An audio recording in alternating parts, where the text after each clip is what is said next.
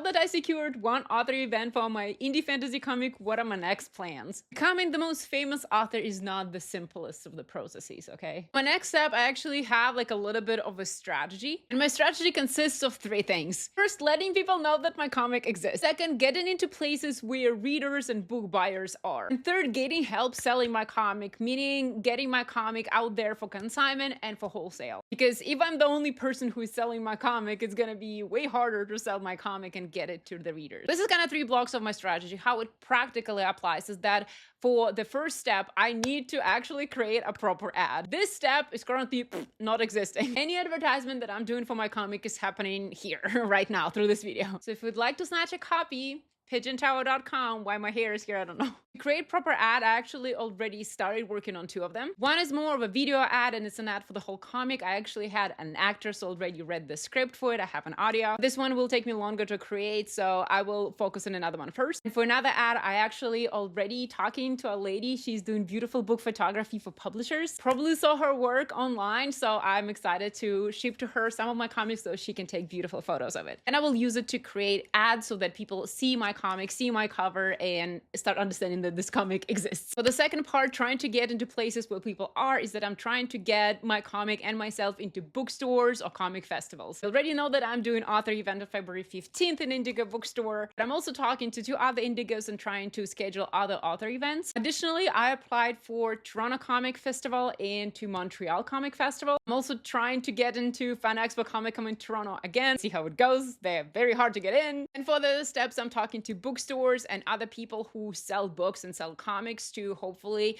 negotiate a consignment deal or wholesale deal. So people can buy my comic at a discount and then sell it in their location. This is tricky to do. You have to send a lot of emails. You have to do a lot of phone calls. Yeah, I'm doing phone calls, and this is very scary. But a couple of people just got back to me, so I will update you on how it's going in the next video.